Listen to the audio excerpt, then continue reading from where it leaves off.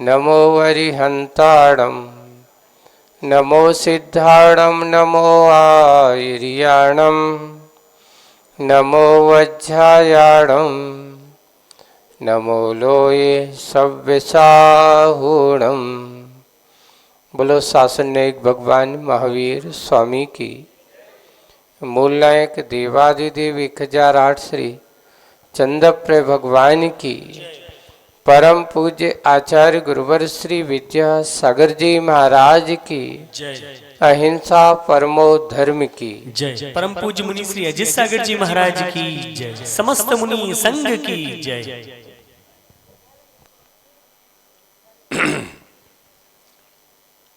बहुत प्रसंग यो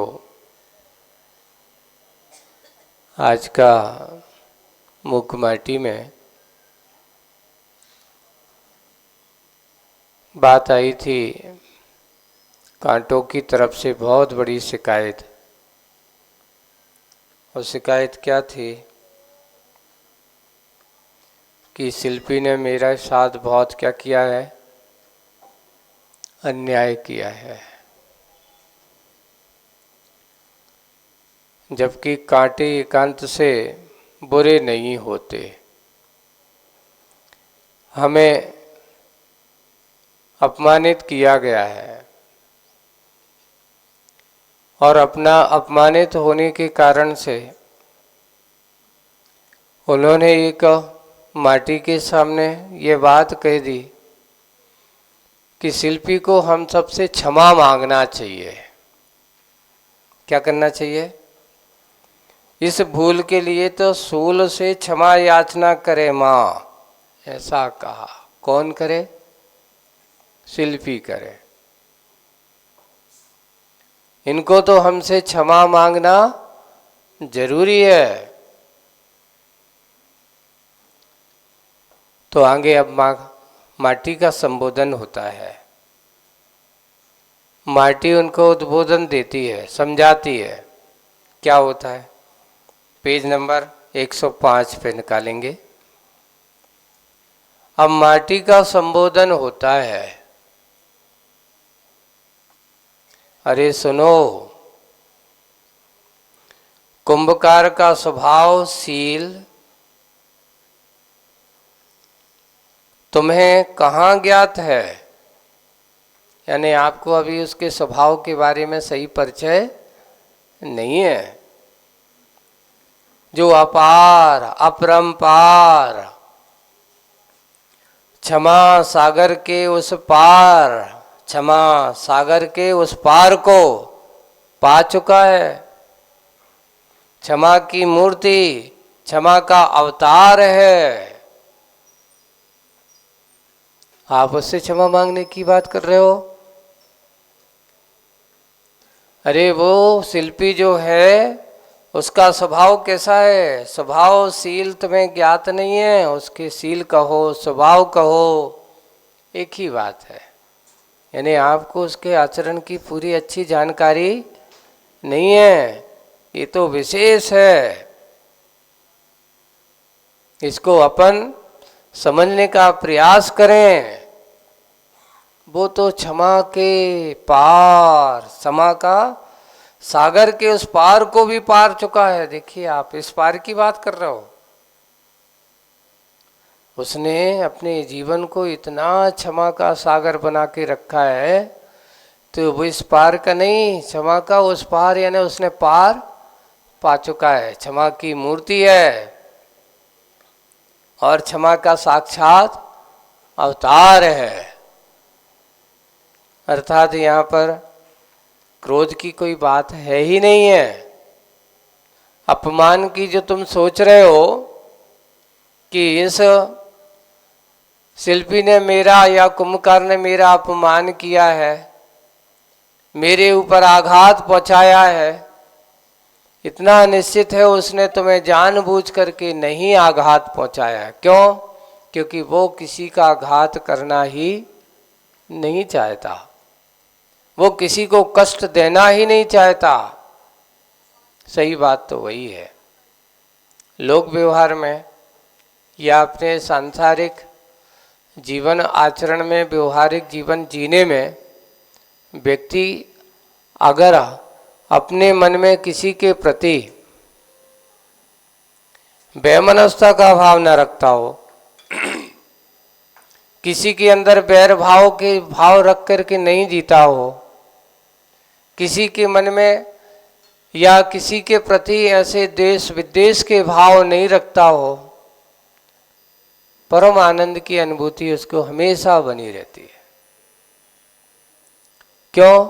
इसलिए कहा गया, जब हम किसी से द्वेष भाव रख करके जीवन जीते हैं, उस समय व्यक्ति के मन में जो अशांति का वातावरण होता है उसे कहा नहीं जा सकता। पीड़ा, बहुत बड़ी पीड़ा होती है, बहुत बड़ा दुख का अनुभव होता है उसको। ऐसी पीड़ा से उसको निकलना और ऐसी पीड़ा के वातावरण से उसको दूर रहना अपन एक बात है। लोक व्यवहार में कहते, बुरा जो देखन में चला बुरा न मिलियो कोई, और जो घर खोजो आपनो मुझसे बुरा न कोई। अगर हम दूसरों की बुराई देखते हैं तो सबसे बड़ी बुराई तो हमारी है कि हम दूसरों की क्या देखते हैं? बुराई देखते हैं। और अगर हम दूसरों की भलाई देखते हैं तो सबसे बड़ी भलाई ये कि मेरे अंदर भला करने के भाव आ रहे हैं। यही है सिद्धांत। तो वही बात यहाँ कुंभकार के माध्यम से तू कह रहा है कि उसके अंदर इस प्रकार के भाव हैं। अरे भाई, वो तो कभी किसी का बुरा सोचता ही नहीं है, उसके मन में कभी किसी के प्रति कोप भाव, क्रोध भाव ऐसा है ही नहीं। और तुम यहाँ उत्तेजित होकर के, क्रोधित होकर के उसके ऊपर आरोप लगा रहे हो कि यह है शिल्पी बहुत खराब है, इससे मुझसे क्षमा मांगना चाहिए। और ऐसा उन्होंने कहा। यहाँ माटी संबोधन कर ही रही थी, उसको समझा रही थी कि नहीं, तुम्हारी धारणा गलत है, कभी तुम ऐसा मत कहो, ऐसा मत कहो, बुरा मत सोचो, बुरा करने की बात मत करो। उसने तुम्हारा कभी बुरा किया ही नहीं है, तो क्षमा क्यों मांगे वो? अब लेकिन फिर भी ऐसा क्षमा का अवतार है। इतने में ही आगे पढ़ते हैं, इतने में ही कोपाग्नि को पी पचाने वाली अनुकंपा पीयूष भरी वाणी निकली शिल्पी के मुख से। देखिए कितनी कोप को पीने वाली, जहां क्रोध नाम की कोई चीज है ही नहीं। कोपाग्नि, जहां एक आग है।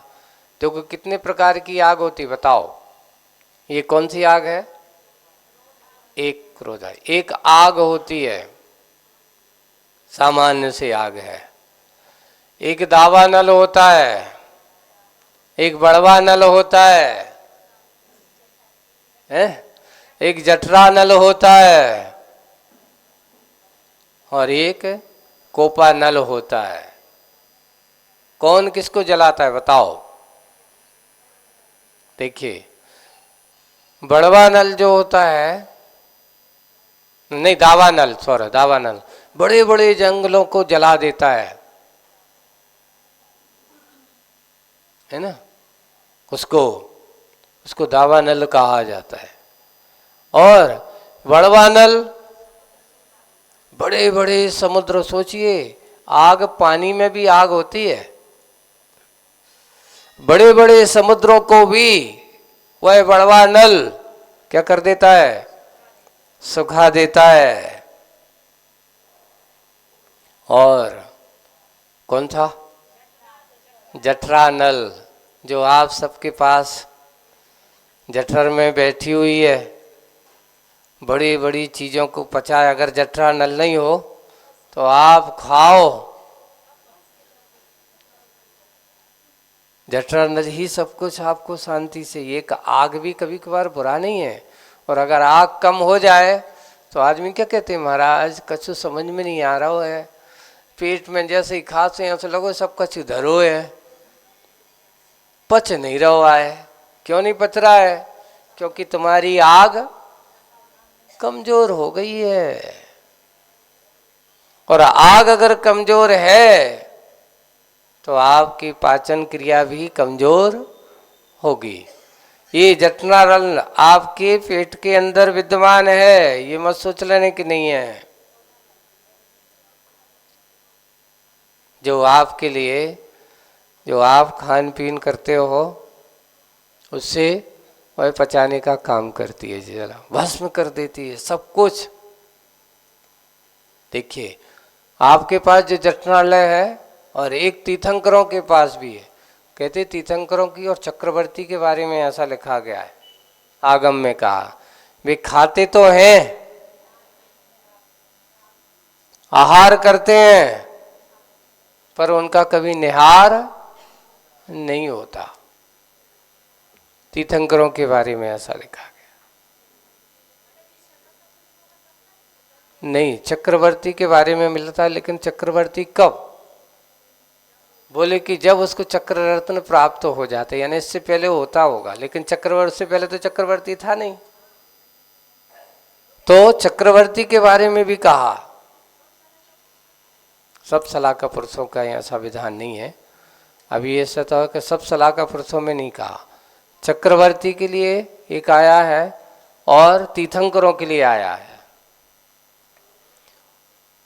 तो उसमें ये कहा गया है कि वे भोजन तो करते हैं, आहार करते हैं, पर उनका निहार नहीं होता। सोचिए, सारा का सारा जितना खाया हुआ द्रव्य है, जैसे कपूर को आप खुले आसमान में रख दो, दूसरे दिन देखते हैं तो कपूर दिखाई नहीं देता, उड़ जाता। कौन के लिए? है ही नहीं है ना। तीर्थंकरों का विधान ये तो तुम्हारे लिए कि दिखाने के लिए दिया जाता है। आपने लिखा है, फिर प्रश्न किया है कई जगह, फिर महाराज पंच कल्याणों को में दीक्षा दिवस पे तीर्थंकरों को पिछी कमंडल क्यों देते हैं? पहली बात तो ये कि ये तो हमें वर्तमान चर्या मुनिचर्या को दिखाने के लिए इस प्रकार की क्रिया कई उस समय विधान दिया है। पिछी कमंडल ये उनके लिए आवश्यक नहीं है, क्योंकि उनके यहाँ स्वयं परिहार विशुद्धि संयम होता है। उनके विहार में किसी जीव को कोई आघात नहीं होता। क्यों नहीं होता? इसलिए नहीं होता क्योंकि तीर्थंकर प्रकृति की एक विशेषता होती है कि उनके आसपास कोई जीव पहुंच ही नहीं सकता।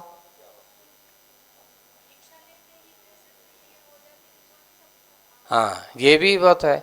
और जैसे ही वो 63 रिद्धि से संपन्न होते हैं, यानी एक अपने आप में उनके पास ऐसे परिहार विशुद्धि संयम की प्रवृत्ति, वो विहार करते मुनि अवस्था में भी, तो उठते बैठते समय भी उन्हें किसी प्रकार की जीवों की आराधना होती नहीं है। और ऐसा भी है, तीर्थंकर प्रकृति वाला और परिहार विशुद्धि संयम वाला मुनि महाराज जैसे दीक्षा लेते ना, उनके सदा विहार होते रहते हैं, उनके चतुर्मास नहीं होते। यानी आप कहो महाराज वर्षा काल में भी उनके विहार चलते रहते हैं। हाँ, कितना? बोले कि कम से कम है 3 कोस का उनका विहार। 3 कोस है ना, 3 से 9 तक का, ऐसा। अब सोचोगे आप, इतना विहार उनका एक दिन में, इतना मिनिमम है, ज्यादा भी हो सकता है। तीनों संध्याओं काल है, वो तो दिन भर की बात करी, अभी तो व्यवहार एक दिन में ऐसा कहा। हाँ, 3 कोस का ऐसा विधान कहा कि एक दिन में 3 कोस उनका विहार होता ही। किनका? परिहार विशुद्धि संयम वाले मुनि महाराजों का। तीर्थंकर प्रकृति वालों के साथ नियम नहीं है। तीर्थंकर प्रकृति वाले तो बैठे हैं तो अपने ऐसे नहीं है, लेकिन परिहार विशुद्धि संयम वाला चलता फिरता आज ऐसे हुए तो आप कहोगे महाराज आप आए हो हमारे यहाँ, कम से कम 8-15 दिन रुक जाओ। तो महाराज कहते भैया हमारा स्वभाव रुकने का नहीं है, चलने का है। आपको चलना है तो चलते चलते चलते रहो, आ जाओ। उनके अंदर ऐसी विशेषता होती। तीर्थंकर है तो बात ये चल रही थी कि तीर्थंकर प्रकृति की सत्ता वाले भरत चक्रवर्ती जैसे महापुरुष, उनके आहार तो होता है पर निहार नहीं होता। आप सोचते हो महाराज अगर हम 2-4 दिन नहीं जाए तो हम तो ऊपर से बीमार हो जाते हैं, बड़े परेशान हो जाते हैं। लेकिन तीर्थंकर प्रकृति की सत्ता वाले महाराज कभी बीमार नहीं होते, बल्कि बिल्कुल नहीं होते। अगर बीमार होते तो तीर्थंकर प्रकृति की सत्ता कैसे होती? या ये कहो कि तीर्थंकर प्रकृति की सत्ता है इसलिए भी बीमार नहीं होते। बचपन से ही कभी बीमारियां उनके पास नहीं आती। और ऐसी बातों को यहाँ तो सबसे बात एक है जठराग्नि, और फिर बाद में ये आपके तन को स्वस्थ करती है ये आग भी। और अब आती है कोपाग्नि जो आज बात कही गई। यहाँ जिनकी कोपाग्नि को जिन्होंने क्या कर लिया, पी लिया है, अर्थात उन्हें कभी क्रोध नहीं आता। कोई कितना भला बुरा कहे उन्हें कोई कभी क्रोध नहीं आता। इसको कहते हैं कोपाग्नि। अब सबसे ज्यादा खतरनाक क्या है बताओ? दावानल देख करके आदमी बच सकता है, बड़वानल पूरे समुद्र की आग जैसे उसको कहा उससे भी आदमी देख करके बच सकता है। और फिर बाद में जठरानल और कोपानल, ये तो तुम्हारे पास हमेशा विद्यमान है। आज के समय में सबसे ज्यादा भागदौड़ी काहे के लाए? तो लोग कहते महाराज ये पेट के कारण से भागादौड़ी हो रही है, परेशान है। क्यों नहीं? अगर भोजन पानी करेंगे तो क्या होगा? यही के लिए तो सब भागादौड़ी है। ये पैसा किस लिए कमा रहे भाई? ये पेट का सवाल है। अब पेट के सवाल पेटी जल्दी लग जाती है वो बात एक अलग है। पेट तो छोटा सा, पेटी बहुत बड़ी है। पर उस पेट की आड़ में पेटी बनती चली जा रही है, बड़ी बड़ी पेटी होती जा रही हैं। पेट तो छोटा ही रहा पर पेटी बड़ी होती जा रही है। और उसी के कारण से अशांति। कहने तो भैया नहीं करेंगे तो खाएंगे का? भैया हो तो करो जितने खाने के लायक हो। नहीं नहीं नहीं नहीं, वो तो ठीक है। अब फिर सब देखने पड़ा था महाराज, ऐसे कहते अकेले इसी के लिए करेंगे तो इतने में तो ये कई दिन काफी है। अगर माल व्यक्ति अगर सोचे देखे कि मात्र मुझे जो भी कुछ करना है भोजन के लिए करना है, तो उसके लिए अगर सही बड़े बड़े उद्योगपति बड़े बड़े काम करने वाले हैं, वे कहते बस एक ही काफी है भैया, इतने ही में अपना सब कुछ हो जाएगा। ऐसे संतोषी श्रावक मिलना बहुत मुश्किल काम है। एक व्यक्ति का नियम था, देखिए आपको एक बार गुरुजी ने कथा सुनाई थी मुझे। वो दुकान खोलता, व्यापार है, दुकान करता है। उसका नियम है कि मुझे तो प्रतिदिन अपना दुकान खोलते हैं और दुकान खोलते उसका एक नियम दायरा है कि इतने % में मेरा काम चलता है। कोई भी वस्तु है मेरा निश्चित, कोई भी वस्तु किसी भी हो, ऐसा नहीं कि जी यहाँ क्या इतने की खरीदी और इतने में बेच दो, 4 गुनी भी बेच, नहीं। अगर इतने हैं तो उसमें मुझे मालूम है कि 25% जोड़ करके मुझे बेचना है। और मेरा इतना है कि मुझे आज दिन भर के लिए खर्च के लिए अगर मैंने दिया तो उन्होंने कहा जैसे ही 5,000 की मेरी बिक्री होगी दुकान बंद, आज का कोटा पूरा हो गया। ऐसे भी नियम वाले हैं, श्रावक हैं। और अचानक एक ग्राहक आ गया, अब 5,000 से मेरा कोटा आज पूरा हो गया। वो आया, भैया मुझे बहुत जरूरी है, चाहिए ही है। बोले कि आज तो दुकान अब बंद हो गई भाई, आज हमारा कोटा पूरा होगा, अब कल आना। ऐसा आज कोई कर सकता है? एक याद कोई कर सकता है? और ये कहते भैया सामने लक्ष्मी खड़ी है, तुम कह रहे जाओ।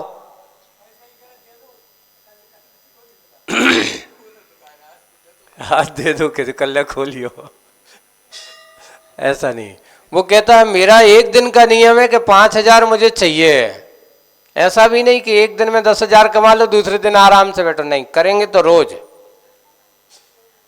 एक जैसे अपने यहाँ आवश्यक कहे ना, एक काम करो, अब 4 दिन हमें नहीं करना, तो एक 4 दिन की 4 ही पूजा आज इकट्ठी कर लो, ऐसा करो तो का नहीं। अब 4 दिन पूजा करवे नहीं मिल रहे, ऐसा नहीं होता। तो लोग, हाँ, अच्छा देखो रास्ता उनने दिखाई दिया। बोले कि सिद्ध चक्र विधान, बोले 3 दिन को एक ही दिन में कर लो है। तो बाकी भाई तुम पूजन और भक्ति में तो ऐसा कर लेते हो, कभी भोजन में ऐसा कर दो, 4 दिन को एक ही दिन में चल जान दो, 4 दिन तक उपवास नहीं। देखो एक उपवास वैसा अलग है, त्याग पूर्वक अपनी संकल्प शक्ति, वो उपवास की बात अलग है।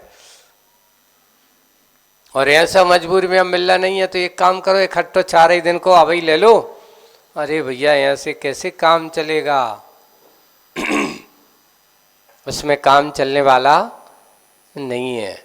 यहाँ प्रकृति के बारे में, वैसे ही मन की इच्छाओं पर भी कंट्रोल होना चाहिए।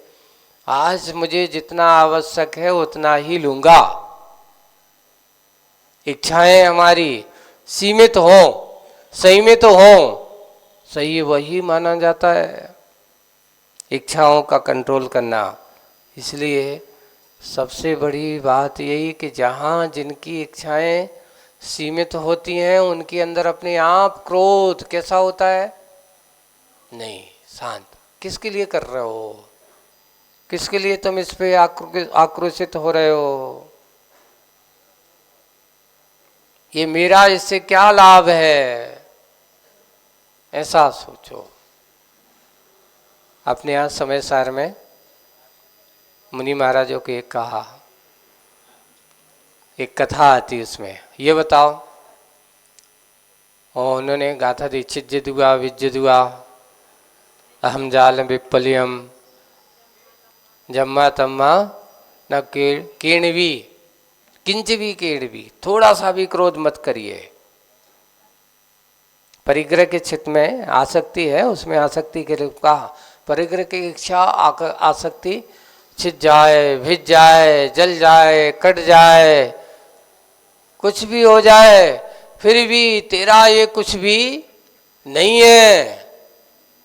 महाराज ऐसा लिखा। फिर उसमें एक उदाहरण टीका में आगे उस लिखा, अगर ये बताओ कोई तुम्हें आए गाली दे तो तुम क्या करोगे? तो अपन क्या सोचेंगे, उसने गाली तो दी, गाली ने हमने स्वीकार ही नहीं की। अच्छा ये बताओ, गाली उसने दी और तुम कहो कि मुझे जरूरत ही नहीं है तुम्हारी लेवे की, ऐसे कह दो, वापिस रिटर्न विथ थैंक, धन्यवाद आपने दी, आपकी हमने अपने जवाब नहीं, हमने ली ही नहीं। एक बहुत अच्छा व्याख्या करते, एक बार कहते गा ली, क्या कर ली? गाली को गा ली। आप गाली को गीत बना दो, कभी गुस्सा आएगी? कोई गुस्सा आने की सवाल ही नहीं है। अरे भैया क्या कहा उसने हमसे? नालायक कहा। अरे मैं नालायक हूं? यानी उसने तुमसे नालायक कहा और तुमने अपने आप को क्या कर लिया? नालायक मान लिया। यानी आपकी बात, उसकी बात को आपने क्या कर लिया? स्वीकार कर लिया, आप वैसे बन गए।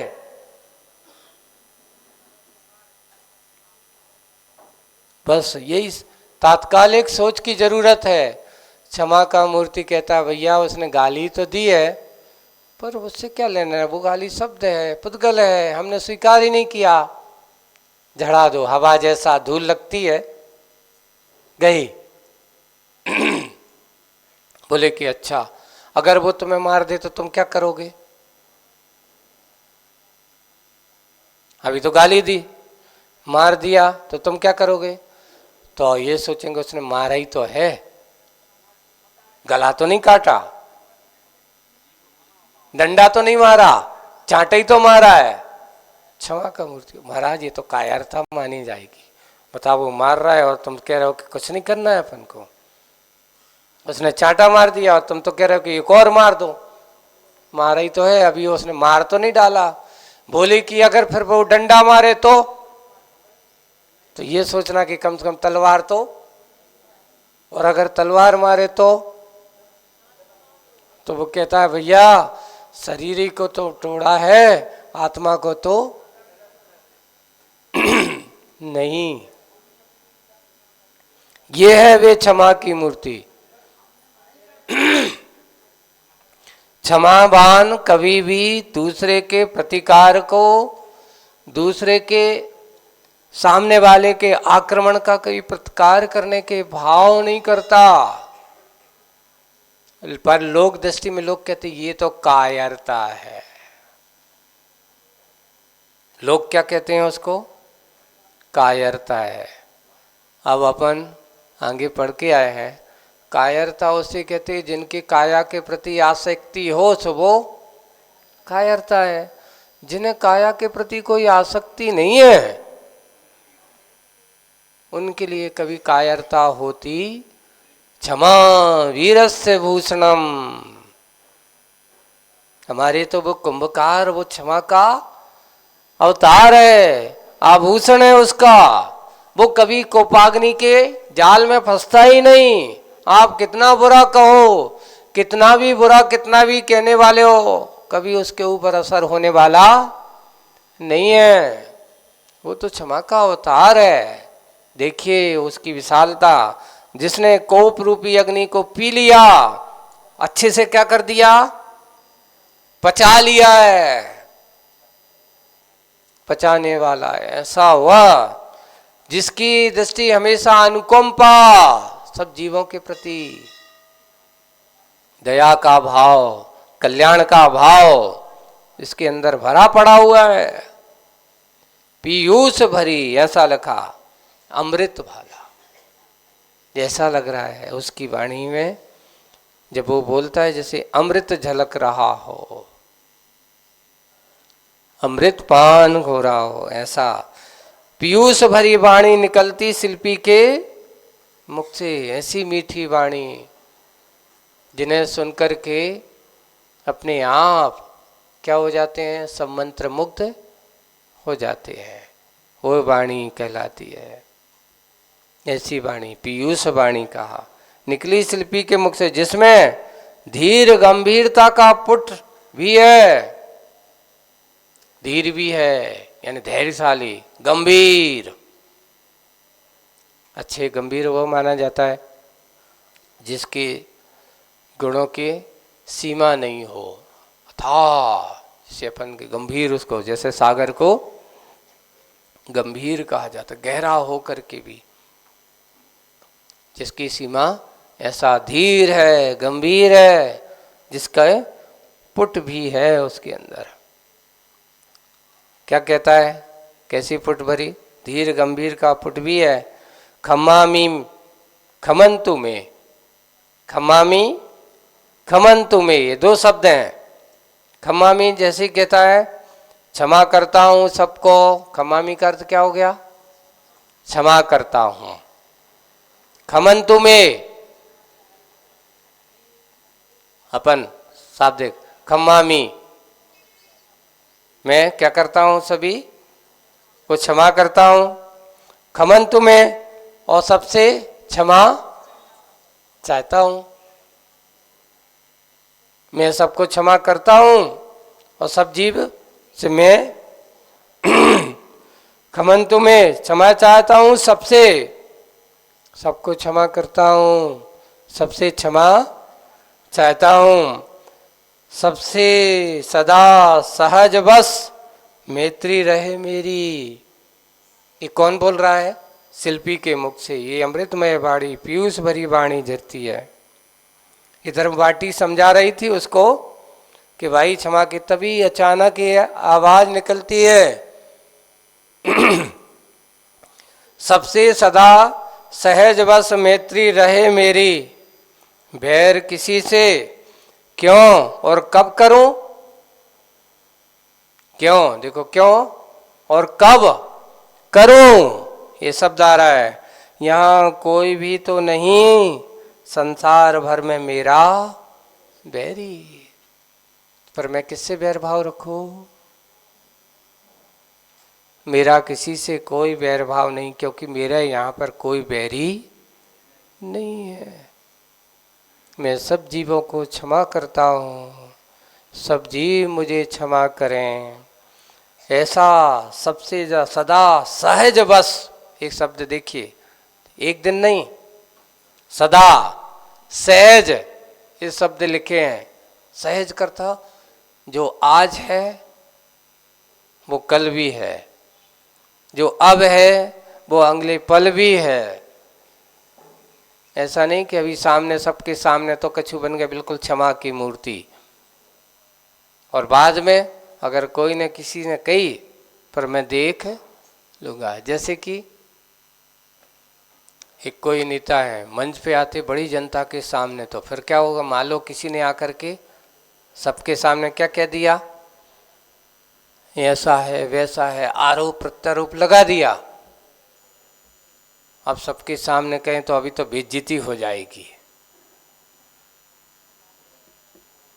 बोले सबके सामने तो ऐसे बजाओ, ओहो नेताजी के इनके लिए सबके सामने उसने आदमी ने ऐसा कहा, उनने तो कोई जवाब नहीं दिया। कितने अच्छे बड़े नेता हैं, कितने अच्छे आदमी हैं। और फिर बाद में खबर कही आदमी को भेजाए कि वो आदमी को पकड़ के लाओ।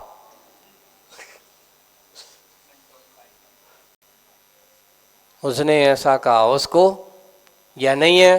तो आज के समय में क्या हो गया, सबके सामने तो उनने सुन लिया, जाकर के प्रशासन पुलिस वालों को खबर की, जाकर के कैसे भी किसी भी चंगुल में फंसाओ और उस आदमी को क्या करो, सबक सिखाओ। ये क्षमा का नहीं, ना कभी क्षमा चाहे तो मात्र ऊपर की क्षमा नहीं है। ऐसा नहीं कि सबके सामने, तो ऐसे नहीं, छल कपट के साथ क्षमा भाव नहीं होता। कुछ लोग क्या करते हैं कि सामने तो, उसके सामने तो हम तो कुछ नहीं, हमने तो कुछ किया ही नहीं है, दूसरों को आज वो को देखना है, तुम्हें तो अच्छे से सबक सिखाना है, क्योंकि तुम्हारे पास आता है वो।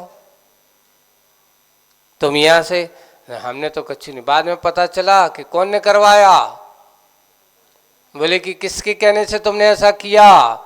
आखिर छल कपट कितना भी छुपाओ कभी छुपता नहीं है। पानी में कितने दिन तक, एक कहावत है कि जैसे मिट्टी लगी तुम भी है ना, और उसको पानी के अंदर रख दो, कितने दिन तक रहेगी, क्योंकि उसका स्वभाव तो पानी के ऊपर रहना है। धीरे धीरे धीरे धीरे जैसे जैसे वो घुलती है मिट्टी, वैसे वैसे ऊपर आ जाती। जैसे मिट्टी बाहर गई धुली और वो ऊपर आ जाती, वैसे ही बंधु ध्यान रखना, छल कपट अपन को लग तो जरूर है कि छुप गा, अरे अरे अपनी चल गई, लेकिन उसकी भी समय सीमा होती है। धीरे धीरे धीरे धीरे धीरे धीरे धीरे जब उबरते उबरते उसका समय आता है, और जब सामने वाले को पता चलता, ओहो मैं तो सोच रहा था कि ये कहीं और है, ये तो अपने ही वाले अपने ऊपर क्या कर रहे हैं। हाँ, एक अपन है ना, मुख में राम बगल में छुरी, ये कपट स्वभावी व्यक्ति के क्षमावान ऐसा नहीं होता।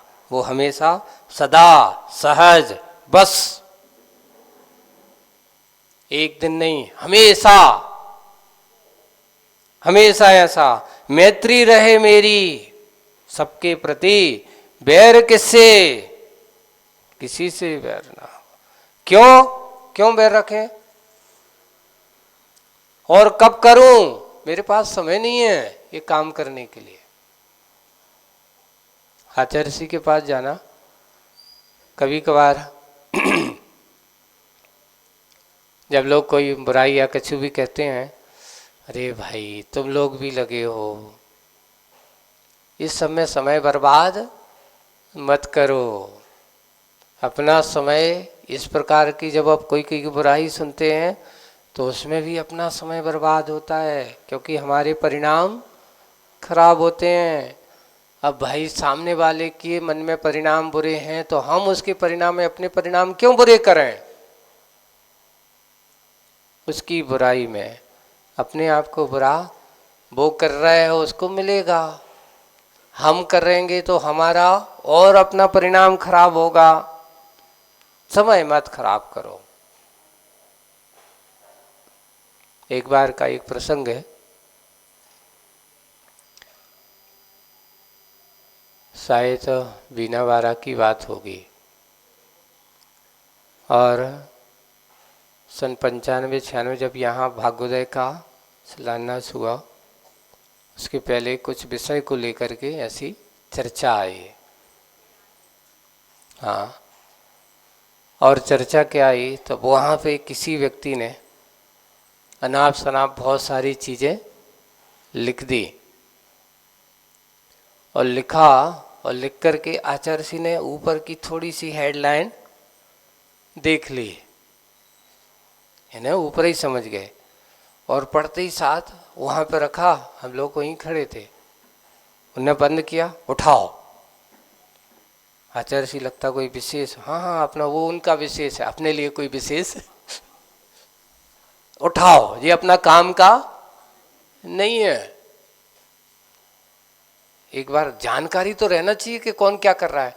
जानकारी नहीं रहने से ही फायदा है, क्योंकि जानकारी हो जाएगी तो तुम्हारा दिमाग क्या होगा, किस में रहेगा। कुछ चीजें ऐसी हैं बिना जानकारी के रहने से भी फायदा है। लोगों को आज ये होती कि जानकारी, जिज्ञासाओं से भरी दृष्टि ज्यादा होती, कौन क्या कर रहा है। अरे ये सोचो कि तुम क्या कर रहे हो, तुम यही काम कर रहे हो कि दूसरा क्या कर रहा है। हाँ, आज के समय में तो यही तो हो रहा है। हम छिद्रानी वेशी बहुत बन रहे हैं, अपने छेद देखो, अपने छेद ढाको। दूसरों के छेद देखने की जरूरत आपके अंदर हो रही है, दूसरा क्या कर रहा है समझ लेना, तुम्हारे अंदर कभी शुभ परिणाम तो हो ही नहीं सकते ऐसे व्यक्ति के। आर्तरौद्र परिणाम होते हैं। आचार्य जी कहते कि देखो आप किस लिए आए हो, मुनि किस लिए बने हो, आर्तरौद्र परिणाम करने के लिए। ये जो आर्तरौद्र परिणाम के जो भी निमित्त कारण हो, उनसे अपने आप को दूर रहना चाहिए। अगर आर्तरौद्र परिणाम में लगे हो तो तुम्हारा यहां आने से कोई मतलब नहीं है। मान सम्मान ऊंचे सिंहासन पर बैठ जाने से महाराज नहीं बन जाते हो। महाराज वो होता है जिनके अंदर महानता के परिणाम होते हैं। पूजा पाठ के लिए महाराज नहीं बना जाता, अपने अंदर के पूज्यता के परिणाम को पाने के लिए महाराज बना जाता है। ये दीक्षाएं, ये संयम है, अगर यहाँ आकर के लोगों को मान प्रतिष्ठा का परिणाम बन जाए तो अपना दीक्षा लेना कोई मतलब नहीं है। तुम्हारे फिर घर गृहस्थी में वहाँ भी क्या वही होता था, यहाँ आकर के वो करने लगे, अंतर क्या हुआ फिर? कोई अंतर नहीं रहा। एक निश्चित है, उस पे लिखा है कि एक व्यक्ति नीचे बैठा हुआ गिरता है तो उसको ज्यादा चोट लगती है कि एक ऊपर बैठा वहां से गिरता है उसको चोट ज्यादा लगती है। हमने एक बार आपको सुनाया था कि साधु का घर दूर है जैसे पेड़ खजूर। साधु का घर दूर है जैसे पेड़ खजूर, चढ़े तो मीठे फल चखे और गिरे तो चकराचूर। बस यही है साधुता का सरयू। अगर चढ़ गए और चढ़ करके पहुंचे तो मीठे फल का स्वाद चखोगे, और थोड़े भी इधर उधर के परिणामों में फसल गए, राग देश की लहर में आ गए, मान सम्मान की चाय में फंस गए, तो गिरे तो चकना चूरे कहा गया। यही है वास्तविक सत्यता। तो अर्थार्थता वही है कि बैर करूं कब, किससे, हाँ, कब, क्यों और कब करूं। यहां कोई भी तो नहीं है संसार में मेरा बैरी। अगर हम बैरी बनाएंगे तो बैर भाव होगा, और हम मित्र बनाएंगे तो सबके प्रति मित्रता का भाव होगा। वही है मित्र बनकर के जीना कि बैरी बनकर के जीना, आपके हाथ में है। जो आनंद बताओ, मित्र बनकर के जीने में है कि बैरी दुश्मन बनकर के जीने में है। आप जहाँ भी जाओगे मित्र बन करके जीवन जियोगे, जहाँ से जाओगे सबके भैया जय जिनेंद्र, आपको हाथ जोड़ेंगे। आप भी उनको बड़े अच्छे प्रसन्नता के साथ जवाब देते हो, जय जिनेंद्र।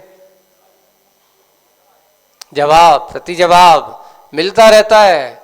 यानी आप जहाँ जाओ वहाँ अपने नजर आएंगे, और तुम देखोगे अरे यार वो मोहल्ला में नहीं जाना होता कि आदमी बहुत खराब है,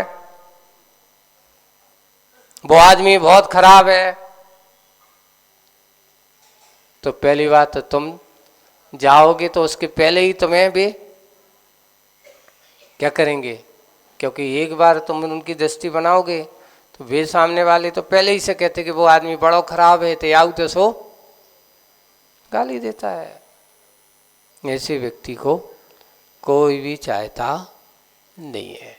पहले हमारी दृष्टि सुधारो, दूसरों की दृष्टि बाद में। इसलिए संसार में कोई बैरी, मेरा कोई बैरी है ही नहीं है। आगे विनयोप जीवी उस पुट ने कोटि पुट अभ्रक था। एक बहुत अच्छे, देखिए यहाँ आयुर्वेद का एक अच्छा सिद्धांत आचार्य ऋषि ने, एक अभ्रक भस्म होती है, हाँ अभ्रक, हाँ हाँ वो तो उसमें कहा कोटि पुट अभ्रक सा। जितनी जितनी उसमें भावना दी जाती है, जितना जितना उसको पीसा जाता है, आप जितनी, तो यहां लिखा कोटि पुट यानी करोड़ों बाहर पीसा हुआ पुट दिए हुई, भावना दी हुई जैसे अभ्रक भस्म सा। जितना जितना आप उसको पीसोगे, भावना दोगे, उसके अंदर और पोटेंसी बढ़ती चली जाती है, उसका पावर, उसकी प्रतिरोधक क्षमता उस दवाई की सबसे ज्यादा बढ़ती चली जाती है, उस पोटेंसी। ऐसा होता है। ऐसे ही वह विनय उपजीवी उस पुट ने, उसकी उस विनय संपन्नता ने, विनय के उस गुण ने उसके अंदर इतनी क्षमता पैदा कर दी, उसके अंदर ऐसा भाव, विनय लघुता का भाव पड़ा, जैसे अभ्रक, उदाहरण दिया कोटि पुट अभ्रक था। जैसे अभ्रक भस्म को जितनी बार पीसा, उसको भावना दी, उसकी गुणधर्म और बढ़ते चले जाते हैं। वैसे ही उस शिल्पी के अंदर भी वह विनय भाव, विनय उपजीवी, जिसकी विनय ही जीवन है, विनय ही जिसका मुख्य ध्येय है। दूसरों को झुकाने का नाम विनय नहीं है, झुकने का नाम विनय है। अरे हम वहां से निकले, बताओ वो आदमी बैठा रहा, उड़ो नहीं, कैसा अक्कड़ है, विनय नहीं है इसके पास। अगर आप मान लो वो बैठा था, वो काम में लगा था, है ना, और तुम जा रहे थे, इतने कहते भैया जय जिनेंद्र, आप इतने ही तो कह देते, देखो कैसे खड़ो नहीं हो। तो एक बार अगर तुम किसी आदमी के साथ में झुक करके देखो, अक्खड़ व्यक्ति भी होगा, वो भी सामने खड़े होकर के, अब भैया देखो यार, इनने परसों हमने इनको बुरा भी कहा, गाली भी दी मैंने इनके लाने, और आज ये हमें मिले तो सबसे पहले उन्होंने हमसे क्या कही। अब देख लेना उस आदमी को, अगर किसी ने तुमने गाली दी कल है और आज वो आदमी तुम्हारे सामने आ जाए तो मुंह बना करके मत जाना उसके सामने, क्या करो, सामने उससे क्या कह देना, भैया जय जिनेंद्र। अब आप सोचना उसके अंदर वो सोचेगा, या तो दो तरह से सोचेगा, लगता है ये कहीं कटाक्ष तो नहीं कर रहे हैं,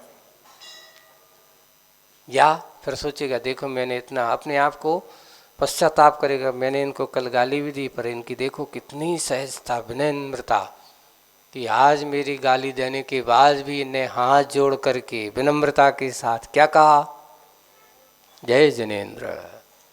उसे अपनी गलती का भान जरूर होगा, और गलती का भान होगा तो वह जाकर के वो झुका नहीं रहा है, झुक रहा है। और इतना है कि जो कितना भी अक्खड़ हो और विनयवान व्यक्ति को देखता है तो वो भी सोचता है अरे सामने वाला झुक रहा नहीं है, अगर सिर भी नहीं झुके तो हाथ तो तुम कह देना जय जिनेंद्र, सामने वाला भी अब जो कछु भी है जय जिनेंद्र ऐसा कह देगा, और नहीं भी जोड़ा तो इतना तो कह देगा जय जिनेंद्र जवाब में।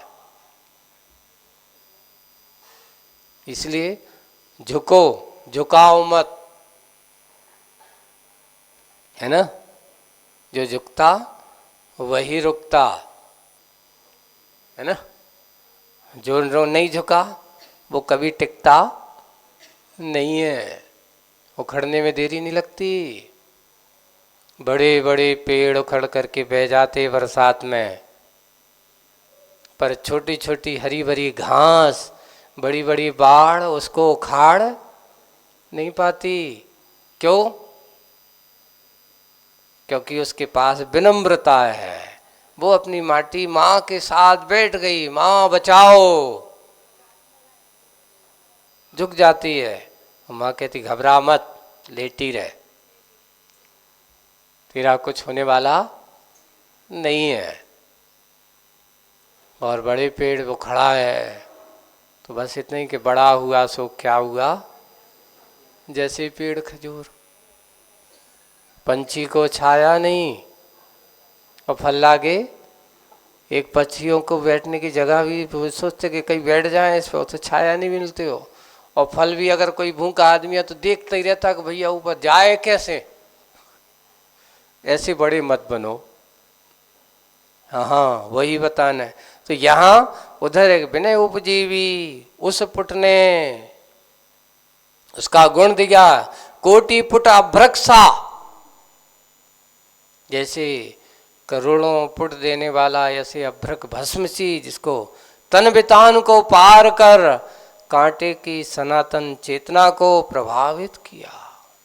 तन बितान है उसके, यानी तन रूपी सागर को बिताने, यानी जो दूरी है उस दूरी को पार कर, उसको पार करके, बितान करते यहाँ पे दूरी बीच का जो है ना, उसको पार करके तन रूपी दूरी को, वो तन से हट करके उस अंतरंग की परिणति में जाता है, अंतरंग की गहराई पे चला जाता है, यानी तन की दृष्टि छोड़ करके और तन बितान को पार करके कांटे की सनातन चेतना को, जो सतत ऐसी सनातन चेतना को प्रभावित किया। किसने? शिल्पी की क्षमा, खमामी खमंतु में, इस शब्द ने। जैसे ही उसने कहा ओहो, तो मैं तो सोच रहा था ये बहुत बड़ा क्या है, दोषी है, मेरा दुश्मन है, इसने मेरे साथ ऐसा किया, पर इसकी दृष्टि में तो सब जीवों के प्रति मैत्री भाव है, सब जीवों के प्रति अनुकंपा का भाव है, सब जीवों के प्रति मैत्री का भाव है, किसी के अंदर कोई वैर भाव, ऐसा ही वह जीव है वो तो हमेशा सबके अंदर ऐसे सुख की कामना करने वाला है, चेतन स्वरूपता को समझने वाला है। यहाँ कांटे की सनातन चेतना को प्रभावित किया, वही भी सोचता है वाह मैं तो बड़ी भूल में था। कांटे के अंदर चेतना जागृत हुई, समझ में आया मेरी धारणा गलत थी। आगे उसी को और अच्छे उत्तंग ऊंचाइयों तक उठने वाला ऊर्ध्वमुखी भी, बहुत ऊर्ध्वमुखी भी, ऊंचाइयों तक उठने वाला ऊर्ध्वमुखी भी ईंधन की विकलता के कारण उल्टा उतरता हुआ अति उदासीन अनल सम उदाहरण दिया है। कैसे? जब आग जल रही हो और उसमें लकड़ी और लगा दो तो उसकी आग की जो ज्वाला है कैसी होती है? और उत्तंग ऊंचाइयों ऊर्ध्वमुखी सा उठने वाला और बढ़ता चला जाता है। और ईंधन की विकलता यानी ईंधन का अभाव जैसे ही उसका कम कर दिया या हुआ है, उल्टा उतरता सा नीचे नीचे उस ज्वाला की वह ज्वाला जो है वो क्या होती जा रही है? नीचे अति उदासीन, बिल्कुल शांत उदासीन जैसे होते ना, अब उतने अनल सम क्रोध भाव समन हो रहा है। किनका? उन कांटों का। उनका जो क्रोध भाव उत्पन्न हुआ था वो अग्नि की उस ज्वाला के समान, अब वो धीरे धीरे जैसे ईंधन के अभाव में वो जाकर के ज्वाला अपने आप शांत हो जाती है, वैसे क्रोध भाव का समन हो रहा है पल प्रतिपल। पाप निधि का प्रतिनिधि बना प्रतिशोध भाव का पवन हो रहा है। पहले जो पाप का निधि का जो प्रतिनिधि बना था, क्योंकि गुस्से में भरा था, क्रोध में तना था, और क्रोध में तना होने के कारण से उसका प्रतिनिधि, जब आप कोई तुमसे अच्छे बता तुम तो बड़े कसाई हो, तो तुम्हें कैसा लगता बताओ उस समय? नहीं हो तो तुम कसाई बन जाते हो। कोई इतनी कहते ही साथ तुमने तुम तो बड़े कसाई हो, तो सुनते ही साथ क्या कहा? मुझसे कसाई कहा? वो कहता है भाई देखो अभी तक तो नहीं थी पर अब जरूर हो। गुस्सा आ गई। कसाई का अर्थ जो दूसरों को कसे नहीं, कसाई का अर्थ जो अपनी आत्मा को कसे, से उसका नाम कसाई है। अपन ने धारणा क्या बना ली? जो दूसरों को मारता है, जीवों को मारता है, वो कसाई नहीं। हमारे आचार्य भगवान कहते हैं, आचार्य भगवान की वाणी है कि बंधुओं कसाई पहले तुम अपने अंदर के परिणामों के स्वयं हो। हमने क्रोध की, मान किया, माया किया, लोभ भाव से ग्रसित हुए, समझ लेना हमें कसाई बन गया। कसाई करने वाला कसाई होता है। कसाई किसे कहते हैं? जो कसे सो कस्यतीति कसाया। किसको कसे? अपनी आत्मा को कष्ट देवे, दुख देवे, पीड़ित करे, वो कसाई है। सबसे अच्छे कसाई कौन है? और जो जितनी गुस्सा करे, जितनी कसाई करे, तो वो कसाई कौन की कितनी है? तो एक मिथ्या दृष्टि की कसाई अनंत संसार का कारण बताई है। ऐसी इतनी पोटेंसी होती है उसके पास, उसे अनंत संसार में परिवहन करता रहता है।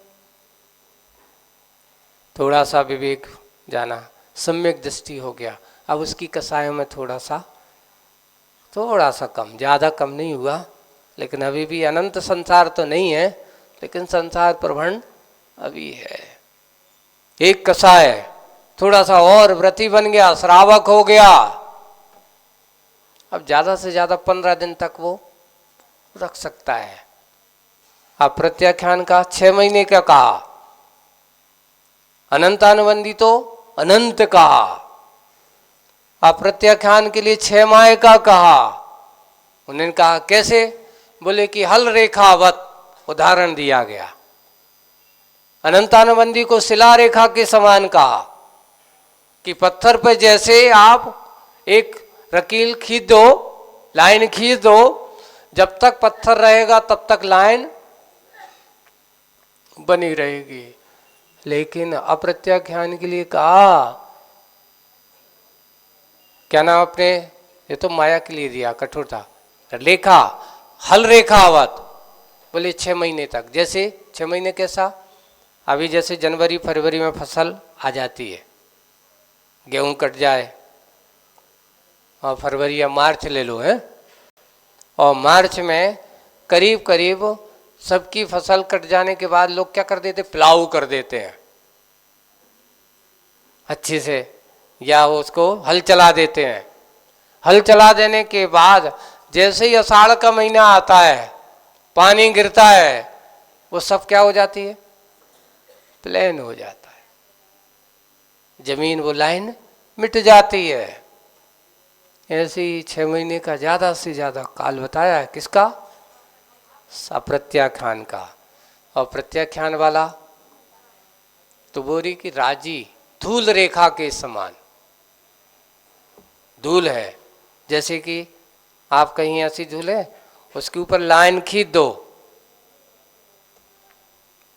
तो कम से कम 15 दिन तक इधर से हवा चलेगी, इधर से आएगी और नई धूल आएगी, वो रेखा तुम्हें 15 दिन तक दिखेगी। यानी श्रावक के लिए कहा कि उसकी कसाएं कितनी हो सकती हैं? पंचम गुण स्थानवर्ती, ज़्यादा से ज़्यादा 15 दिन तक उसका असर हो सकता। उसके बाद तो नियम से उसके अंदर क्षमा भाव आ ही जाता है ना। ऐसा क्रोध के बारे में ये उदाहरण दिए गए, अकेले क्रोध के हैं, सबके मान के अलग दिए हैं, माया के अलग दिए हैं, लोभ के अलग दिए, सबके चारों प्रकार की कसायों की चारों उदाहरण। ये तो अभी क्रोध का मात्र बताया है आपको, यानी इतने दिन तक उसके अंदर क्रोध भाव हो सकता है। और मुनि महाराज संजुलन कसाई कैसी होती है? तो उन्होंने लिखा जल रेखावत। जल में, पानी में आप अपनी उंगली चलाओ, है ना, इधर आगे बढ़ती जाएगी और पीछे से मिटती जाती है, उसका असर नहीं है। अंतर्मूर्त प्रमाण दिया गया। इसके बाद उनके मन में कोई भेदभाव नहीं होता। अगर ऐसे परिणाम अगर होते हैं तो भैया कौन सी कसाय हमारी है, इसके बारे में सोचना। वही है प्रतिपल, वह कसायों से दूर, उसका क्या कर रहा है? पाप निधि प्रतिनिधि बना प्रतिशोध भाव का वमन हो रहा है। पल प्रतिपल पुण्य निधि प्रतिनिधि बना हुआ बोध भाव का आगमन हो रहा है। अब उन कांटों के मन में बोध भाव आ गया, अब उनके अंदर के प्रतिशोध का भाव का वमन हो गया है। वो प्रतिनिधि और अनुभूति का प्रतिनिधि बना हुआ शोध भाव को नमन हो रहा है, सहज अनायास। यहाँ ये आज है, अब अंदर की ये बात हो गई कि अर्थात कांटों के अंदर का क्रोध, जो आक्रोश था, शिल्पी के स्वभाव को जान लिया, उसकी क्षमा के अवतार को समझ लिया, और क्षमा के स्वभाव को जानने के बाद उनका जो आक्रोश भाव था वो बदल करके अब शोध भाव के साथ नवन हो गया, सहज अनायास। वह पाप निधि ना बन करके क्या बन गया? पुण्य का निधि प्रतिनिधि बन गया। हमें भी पाप निधि बनना है कि पुण्य निधि बनना है? अब प्रतिनिधि तो हैं हम, कोई ना कोई के तो हैं, या तो पाप के हैं या पुण्य के हैं। बंधुओं, पाप के निधि बनोगे, पतन का रास्ता खोलोगे, और पुण्य के प्रतिनिधि बनोगे, उत्थान का रास्ता खुलेगा। हम प्रतिनिधि कौन से बने? इसके ही बना लेना। पाप और परिग्रह के प्रतिनिधि मत बनो, बनना है तो पुण्य और परमात्मा के प्रतिनिधि बनो। यही तुम्हारे जीवन का उद्देश्य हो। इतना ही आज बस बोलिए परम पूज्य आचार्य गुरुवर श्री विद्यासागर जी महाराज की जय। परम पूज्य मुनिवर श्री अजित सागर जी महाराज की जय।